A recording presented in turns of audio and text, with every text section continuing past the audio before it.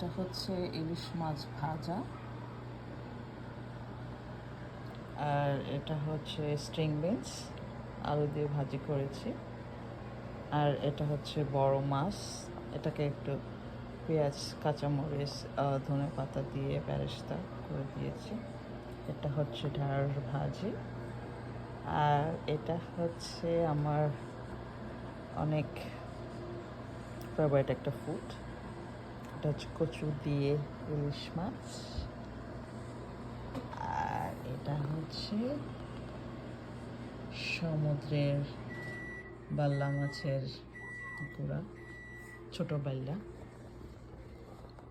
তো এইটা আমার রেডি হয়ে গেছে। আমি এখন